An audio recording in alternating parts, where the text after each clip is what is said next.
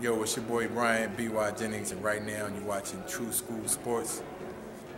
Yeah, though.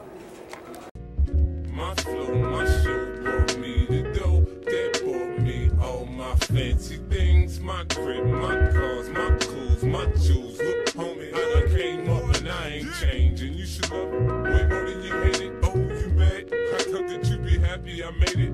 Hey, what's going on? It's your boy BT, and I came here to talk some boxing with the thousands of True School Sports subscribers. Now, words to my brethren all around the world watching this video. I hope you're having a great day today as you're tuning in. Make sure you do yourself a damn favor and hit that subscribe button, and surely you will not be disappointed. Now, interesting news on the promoter front. We got some promoter beef, okay?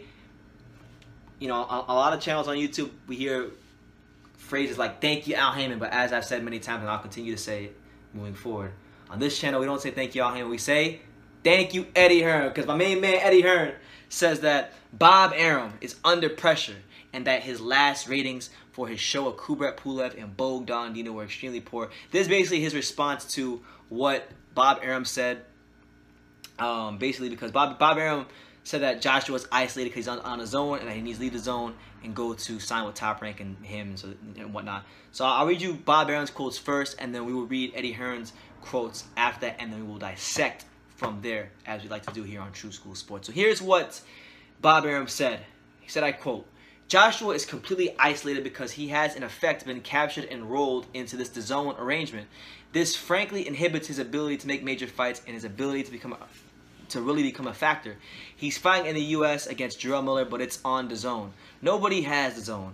I think Joshua has been used. Joshua and his people should wake up and really join the world. He should finish up his contract with Hearn and join us. It makes no sense to continue placing his fights on DAZN. It makes no sense to deprive him of pay-per-view. If he fights in the UK, he can't turn that into pay-per-view dollars in the United States. That's because of the difference in time. So, you know, there you have Bob Arum, and then Eddie Hearn's response to that, and this is very recent. Here's what Eddie Hearn said to that. He said, I quote, I think Bob's under a lot of pressure at ESPN. You know, I think his last show, Kubrat Pulev versus Bogdan Dino, the ratings were extremely poor, but I'm flattered that Bob's on the offensive and attacking us in the public eye because it means we're doing something right. He doesn't like to be challenged in his own market, but you know, we have a lot of respect for Bob and Top Rank, and we look forward to the challenge, end quote. So Eddie Hearn basically just letting Bob Arum know, like, look, bro, I'm here. I want all the smoke. And, you know, as far as Bob Arum's quotes, like, I think he's a, you know, obviously, I said this before in a recent video. You know, when Bob Arum speaks about Anthony Joshua in the heavyweight division, it's going to be a lot different now because he now has a vested interest in the heavyweight division. He's in the Tyson Fury business, so anything that's good for Tyson Fury is good for Bob Arum, and that's Bob Arum's going to look out for. So, you know, he's not even factually correct in his statement because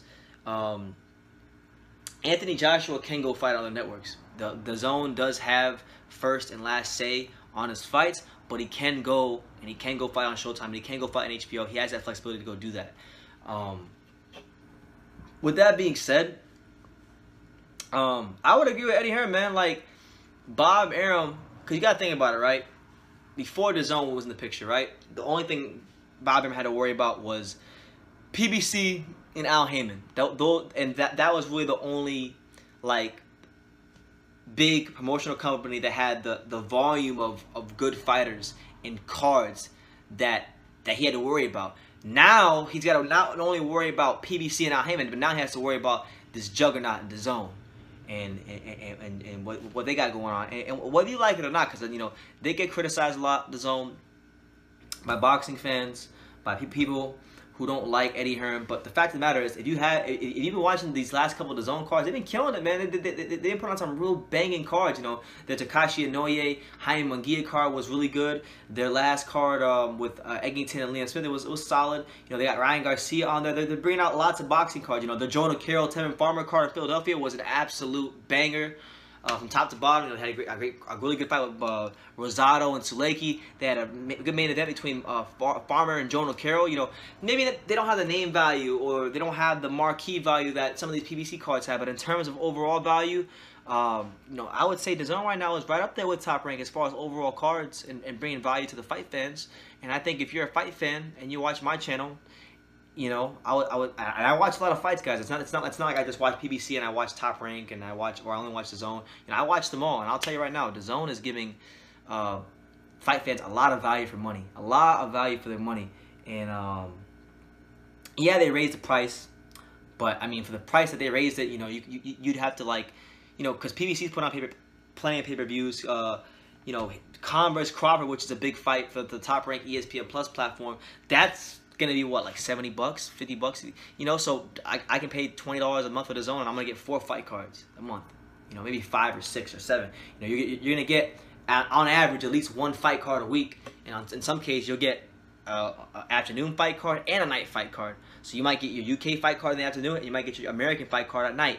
And it's value for money, you know. And listen, not all the fights are good on DAZN. I'm not gonna say every fight card on DAZN is great, but you know, it's boxing weekly. It's quality boxing. It's good matchups. And there's a lot of notable fighters on DAZN. So if you don't have DAZN, you know, I'd highly implore you to go get DAZN.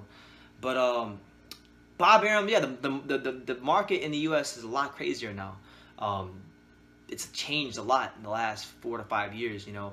PBC and Al Haymon, you know, whether you love Al Haymon or hate Al Haymon, you know, Al Haymon really, in his own right, you know, fair play to him. You know, he did kind of shake up the game, because for a while it was just, you had Golden Boy and you had Top Rank, but then Al Haymon kind of shook up the game, and now he's got, you know, he got boxing back on network television here in America, and that was a thing for a while, and it forced Top Rank to step up, and you know, this kind of competition in boxing is good, because boxing isn't like the UFC. You know, the Dana White can monopolize the UFC because there really aren't that many entities, and quite frankly, there's not as much money to go around in the UFC as there is in boxing. So in places like boxing, you need healthy competition. You need, you know, Eddie Hearn in the zone. You need an Al Haymon in PBC. You need a Top Rank, because what it does is it forces them all to up their games and put on good fights. And guess who wins in the end? It's us, the fight fans. And that's why, like, you know, you got Al Haymon and PBC. They're talking about putting a Keith Thurman Manny Pacquiao fight together, and how great would that be? You know, to see Manny Pacquiao step up to one of the young top welterweights PBC has. You know, that'd be a great that's gonna be a great fight. You know, you got Arum putting this fight with Crawford and Khan together. You know, Arum's gonna have to put Lomachenko in there with somebody very soon, because people are getting tired of Lomachenko's stuff as well. And he's fighting Anthony Crawler, which is such a mismatch. You know, so it's good. All this is good, and you know, Bob Arum, Top Rank. You know, I like Bob Arum. I like Top Rank. I like the fact that, you know, he puts on really good cards very consistently. Bob Arum is one of the most consistent promoters in the game at putting on good fight cards, as is Eddie Hearn. I would say Eddie Hearn's consistency at putting on overall good fight cards isn't quite Bob Arum level yet, but he's right there. He's right there with Bob Arum. And what he's got going on in DAZN is a great thing for boxing fans. It's a beautiful thing for boxing fans, and I'm hoping that DAZN succeeds and it thrives, because it's good for the sport. So yeah, Eddie Hearn pretty much is firing back at Bob Arum, saying that Bob's under a lot of pressure at ESPN.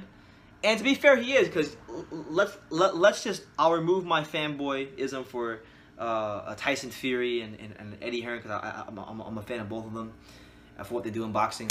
But let's just look at this objectively, okay?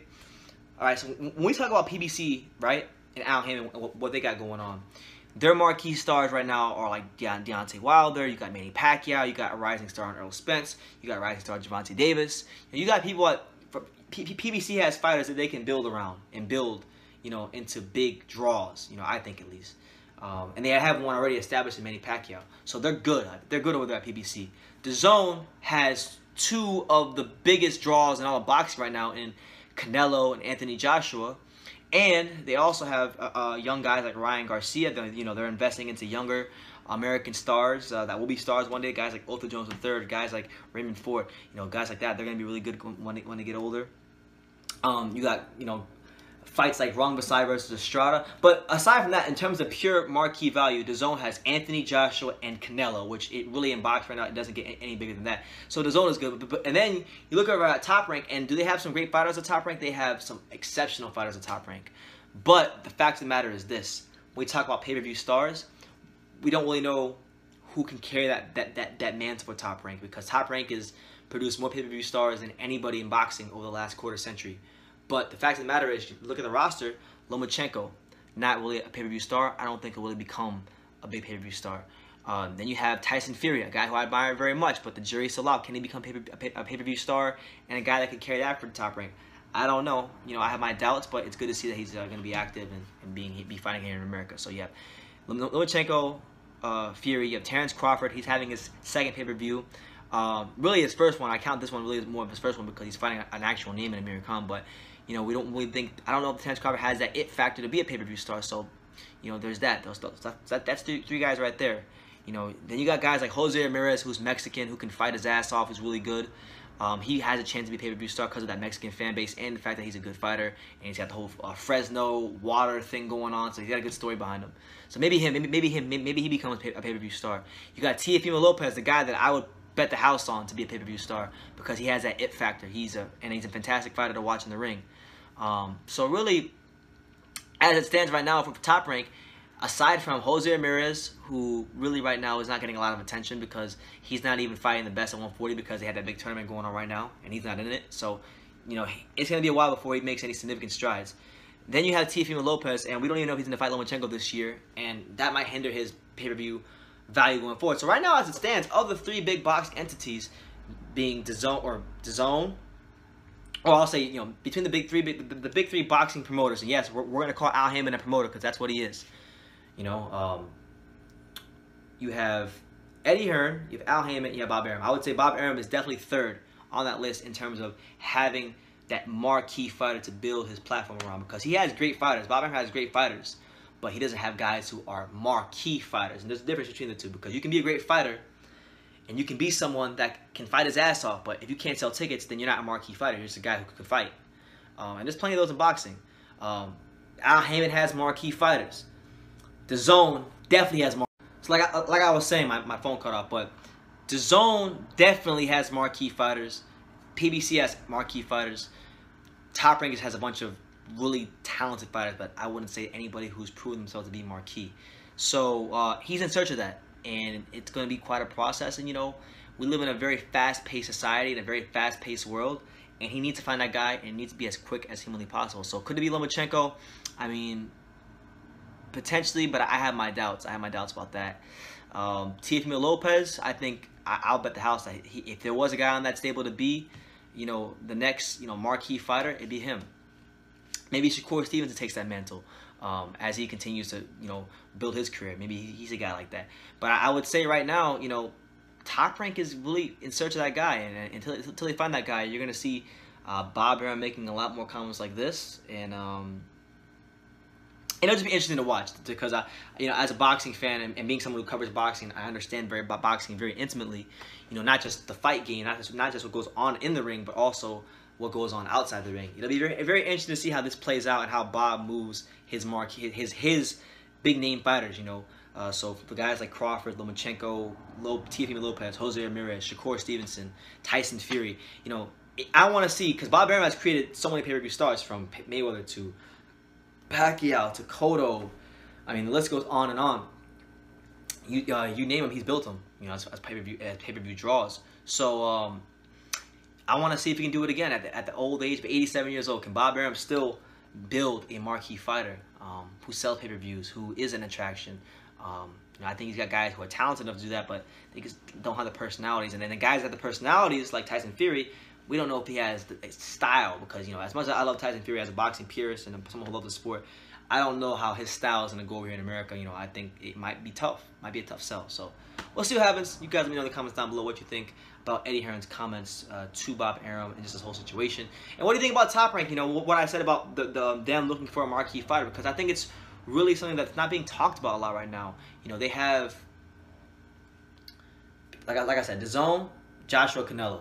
PBC, you know, Pacquiao, Spence, Wilder, you know, Tank Davis. They got guys who can sell pay-per-views now, and they got guys that they're building to sell pay-per-views and be marquee fighters.